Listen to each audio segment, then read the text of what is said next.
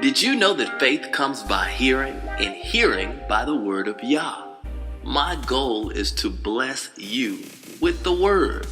Listen to it while you're driving. Listen to it while you're walking along the way. Listen to it when you lay down at night. Listen to the Word. Exodus chapter 21 verse 1 through chapter 24 verse 18. These are the rulings you are to present to them. If you purchase a Hebrew slave, he is to work 6 years, but in the 7th, he is to be given his freedom without having to pay anything. If he came single, he is to leave single. If he was married when he came, his wife is to go with him when he leaves. But if his master gave him a wife and she bore him sons or daughters, then the wife and her children will belong to her master, and he will leave by himself. Nevertheless, if the slave declares, "I love my master, my wife, and my children, so I don't want to go free," then his master is to bring him before the Most High, and there at the door or doorpost, his master is to pierce his ear with an awl, and the man will be his slave for life. If a man sells his daughter as a slave, she is not to go free like the men slaves. If her master married her, but decides she no longer pleases him, then he is to allow her to be redeemed. He is not allowed to sell her to a foreign people because he has treated her unfairly. If he has her marry his son, then he is to treat her like a daughter. If he marries another wife, he is not to reduce her food, clothing, or marital rights. If he fails to provide her with these 3 things, she is to be given her freedom without having to pay anything. Whoever attacks a person and causes his death must be put to death. If it was not premeditated but an act of the Most High, then I will designate for you a place to which he can flee. But if someone willfully kills another after deliberate planning, you are to take him even from my altar and put him to death. Whoever attacks his father or mother must be put to death. Whoever kidnaps someone must be put to death, regardless of whether he has already sold him or the person is found still in his possession. Whoever curses his father or mother must be put to death. If 2 people fight and one hits the other with a stone or with his fist, and the injured party doesn't die but is confined to his bed, then if he recovers enough to be able to walk around outside, even if with a cane, the attacker will be free of liability, except to compensate him for his loss of time and take responsibility for his care until his recovery is complete. If a person beats his male or female slave with a stick so severely that he dies, he is to be punished, except that if the slave lives for a day or 2, he is not to be punished, since the slave is his property. If people are fighting with each other and happen to hurt a pregnant woman so badly that her unborn child dies, then, even if no other harm follows, he must be fined. He must pay the amount set by the woman's husband and confirmed by judges. But if any harm follows, then you are to give life for life, eye for eye, tooth for tooth, hand for hand, foot for foot, burn for burn, wound for wound, and bruise for bruise. If a person hits his male or female slave's eye and destroys it, he must let him go free in compensation for his eye. If he knocks out his male or female slave's tooth, he must let him go free in compensation for his tooth. If an ox gores a man or a woman to death, the ox is to be stoned and its flesh not eaten, but the owner of the ox will have no further liability. However, if the ox was in the habit of goring in the past, and the owner was warned but did not confine it, so that it ended up killing a man or a woman, then the ox is to be stoned, and its owner too is to be put to death. However, a ransom may be imposed on him, and the death penalty will be commuted if he pays the amount imposed. If the ox gores a son or daughter, the same rule applies. If the ox gores a male or female slave, its owner must give their master 12 ounces of silver, and the ox is to be stoned to death. If someone removes the cover from a cistern or digs one and fails to cover it, and an ox or donkey falls in, the owner of the cistern must make good the loss by compensating the animal's owner, but the dead animal will be his. If one person's ox hurts another's so that it dies, they are to sell the live ox and divide the revenue from their sale. And they are also to divide the dead animal. But if it is known that the ox was in the habit of goring in the past, and the owner did not confine it, he must pay ox for ox, but the dead animal will be his. If someone steals an ox or a sheep and slaughters or sells it, he is to pay 5 oxen for an ox and 4 sheep for a sheep. If a thief caught in the act of breaking in is beaten to death, it is not murder, unless it happens after sunrise, in which case it is murder.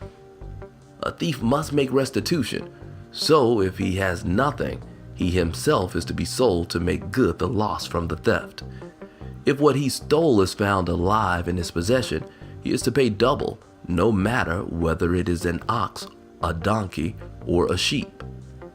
If a person causes a field or vineyard to be grazed over or lets his animal loose to graze in someone else's field, he is to make restitution from the best produce of his own field and vineyard.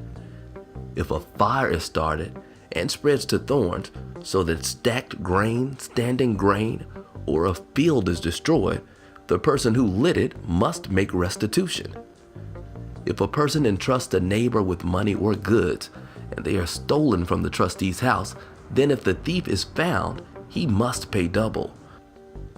But if the thief is not found, then the trustee must state before the Most High that he did not take the person's goods himself.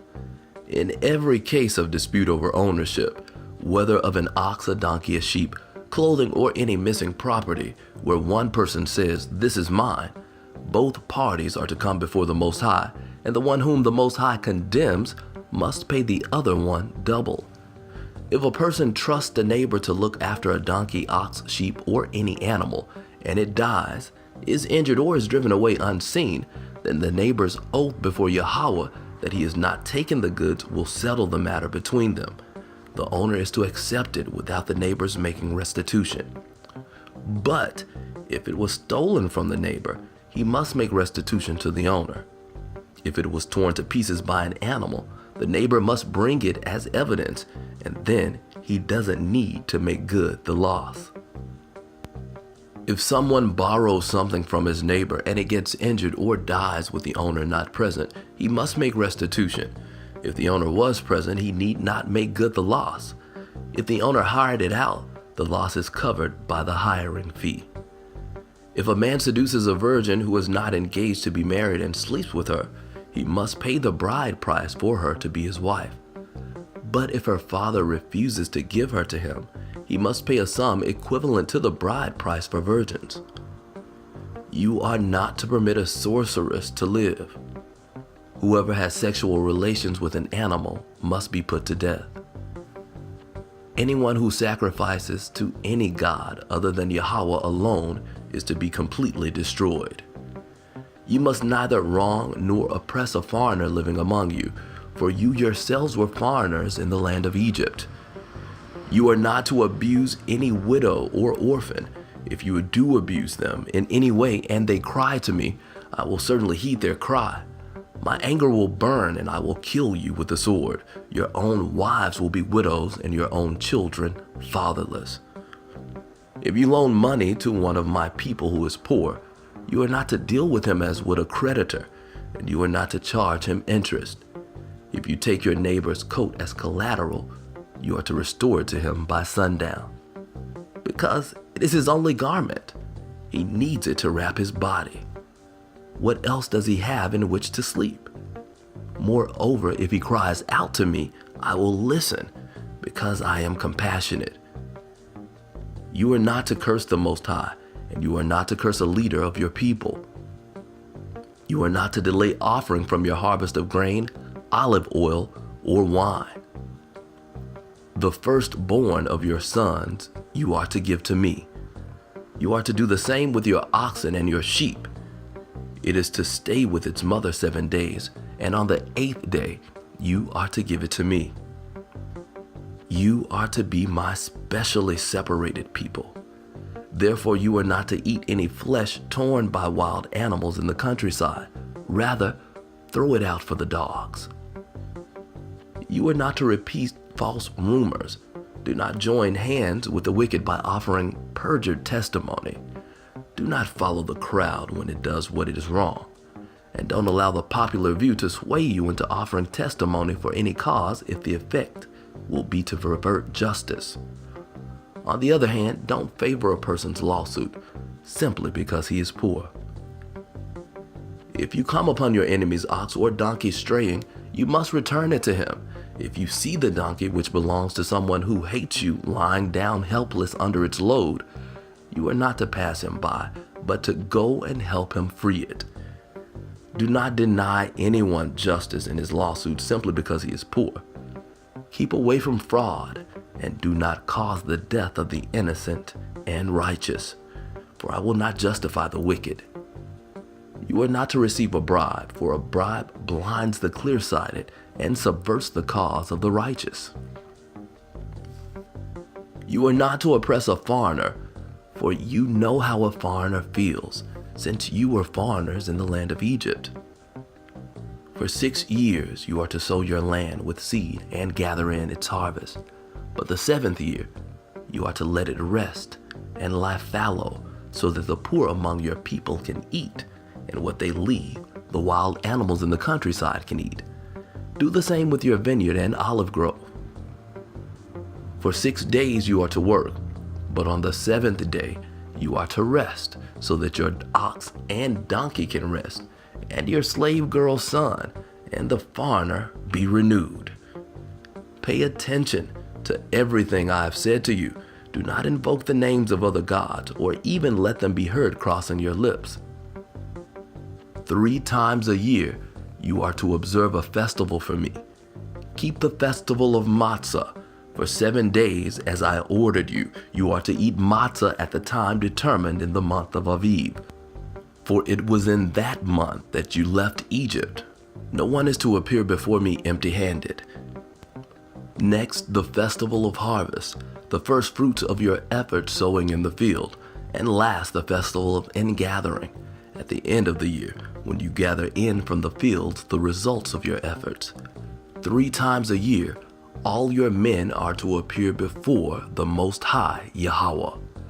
You are not to offer the blood of my sacrifice with leavened bread, nor is the fat of my festival to remain all night until morning.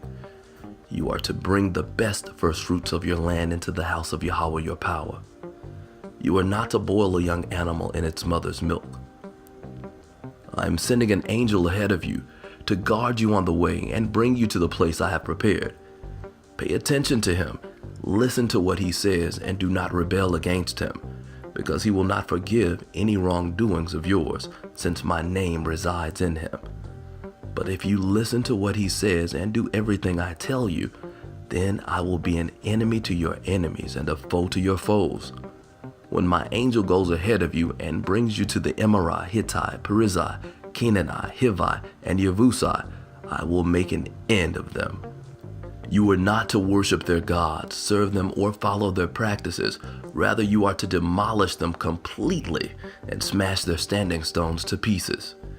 You are to serve Yahweh your power, and he will bless your food and water.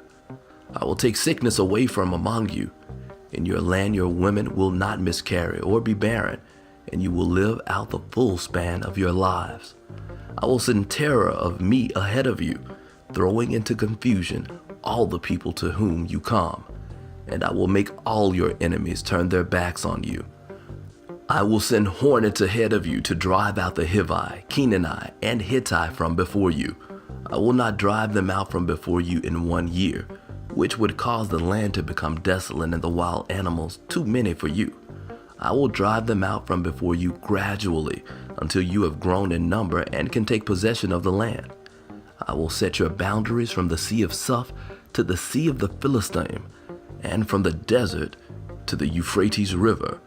For I will hand the inhabitants of the land over to you, and you will drive them out from before you.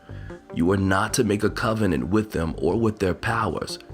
They are not to live in your land, otherwise they will make you sin against me by ensnaring you to serve their gods. To Moshe, Yahweh said, Come up to Yahweh, you, Aharon, Nadav, Avihu, and 70 of the leaders of Israel. Prostrate yourselves at a distance, while Moshe alone approaches Yahweh. The others are not to approach, and the people are not to go up with him. Moshe came and told the people everything Yahweh had said, including all the rulings. The people answered with one voice, We will obey every word Yahweh has spoken. Moshe wrote down all the words of Yahweh. He rose early in the morning, built an altar at the base of the mountain, and set upright 12 large stones to represent the 12 tribes of Israel. He sent the young men of the people of Israel to offer burnt offerings and sacrifice peace offerings of oxen to Yahweh. Moshe took half of the blood and put it in basins. The other half of the blood he splashed against the altar. Then he took the book of the covenant and read it aloud so that the people could hear, and they responded, Everything that Yahweh has spoken, we will do and obey. Moshe took the blood, sprinkled it on the people, and said, This is the blood of the covenant which Yahweh has made with you in accordance with all these words. Moshe, Aharon, Nadav, Avihu, and 70 of the leaders went up, and they saw the Most High of Israel. Under his feet was something like a sapphire stone pavement, as clear as the sky itself. He did not reach out his hand against these notables of Israel. On the contrary, they saw the Most High, even as they were eating and drinking. Yahweh said to Moshe, Come up to me on the mountain, and stay there. I will give you the stone tablets with the Torah and the mitzvot I have written on them, so that you can teach them. Moshe got up, also Yehoshua, his assistant, and Moshe went up onto the mountain of the Most High. To the leaders he said, Stay here for us until we come back to you. See, Aharon and Hur are with you. Whoever has a problem should turn to them. Moshe went up onto the mountain, and the cloud covered the mountain. The glory of Yahweh stayed on Mount Sinai, and the cloud covered it for 6 days. On the 7th day, he called to Moshe out of the cloud. To the people of Israel, the glory of Yahweh looked like a raging fire on the top of the mountain. Moshe entered the cloud and went up on the mountain. He was on the mountain 40 days and nights.